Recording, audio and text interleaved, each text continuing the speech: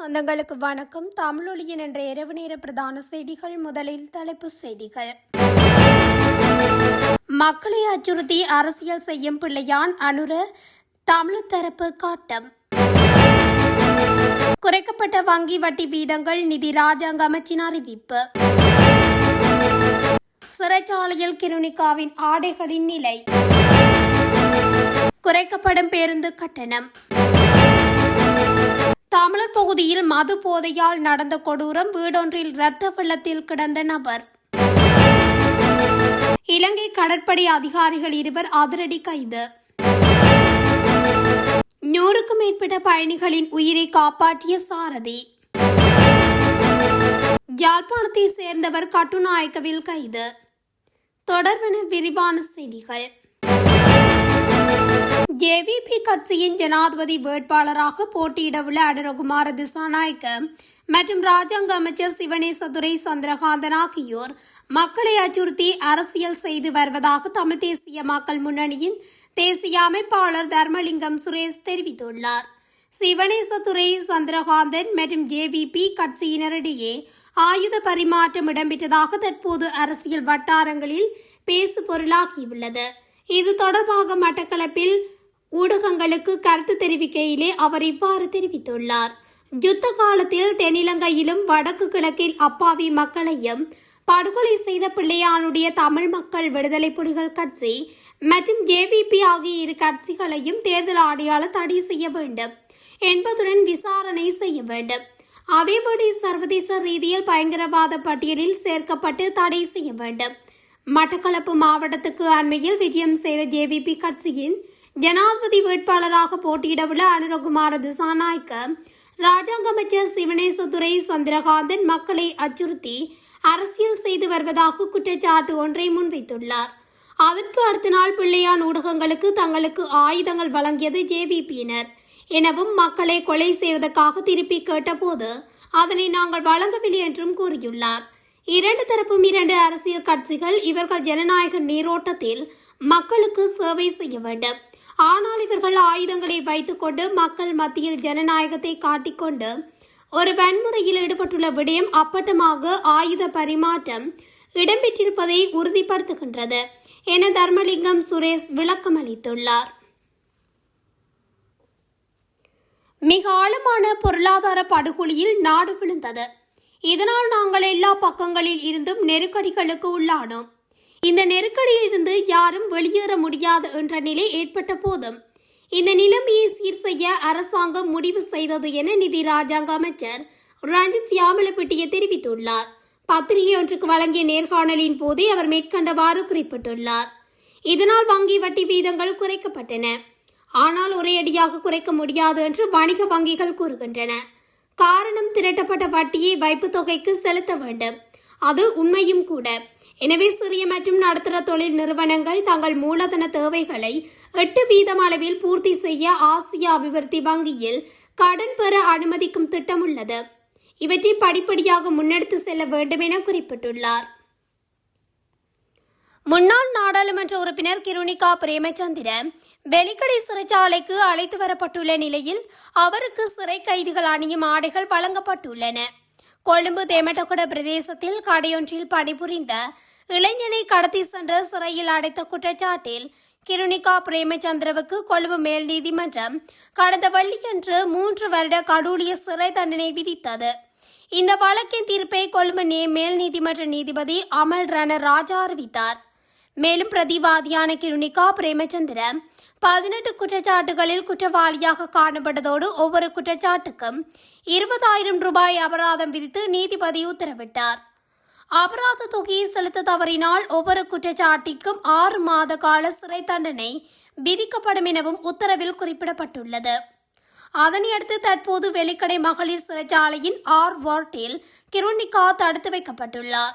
அத்துடன் மருத்துவ அறிக்கையை பெற சிறைச்சாலை வைத்தியரிடம் அவர் முன்னிலைப்படுத்தப்பட்டுள்ளதாகவும் தெரிவிக்கப்பட்டுள்ளது. இந்நிலையில் குறித்த வழக்கின் தீர்ப்பை நாளை மேன்முறையீடு செய்யவுள்ளதாக கிருணிகா பிரேமச்சந்திரவின் சட்டத்தரணிகள் தெரிவித்துள்ளமை குறிப்பிடத்தக்கது. இன்று நள்ளிரவு முதல் நடைமுறைக்கு வரும் வகையில் பேருந்து கட்டணம் குறைக்கப்படுவதாக அகில இலங்கை தனியார் பேருந்து உரிமையாளர்கள் சங்கத்தின் செயலாளர் அஞ்சன பிரியரஞ்சித் தெரிவித்துள்ளார். தேசிய பேருந்து கட்டண கொள்கையின் பிரகாரம் இந்த கட்டண குறைப்பு நடைமுறைப்படுத்தப்படும் என அவர் குறிப்பிட்டுள்ளார். இதன்படி பேருந்து கட்டணம் 5.27% குறைக்கப்படும் எனவும் இதன் விளைவாக குறைந்தபட்ச பேருந்து கட்டணம் 30 ரூபாவிலிருந்து 28 ரூபாவாக மாறும் என்றும் அவர் சுட்டிக்காட்டினார். இல்லையெனில் 30 ரூபாவாக இருந்த பேருந்து கட்டணம் 28 ரூபாவாக மாற்றப்பட்டாலும் கூட இந்த 2 ரூபாய் பிரச்சினை இருக்கும். மேலும் ஒவ்வொரு கட்டணத்திலும் இந்த 2, 3 மற்றும் 5 ரூபாய் போன்ற நாணயங்களை மாற்றுவதில் சிக்கல் இருக்க வாய்ப்புள்ளது என அஞ்சன பிரியந்த மேலும் குறிப்பிட்டுள்ளார்.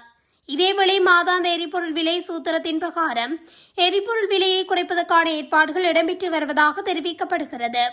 இதற்கமைய எரிபொருள் விலை திருத்தம் இன்று இரவு இடம்பெறலாம் என எதிர்பார்க்கப்படுகிறது.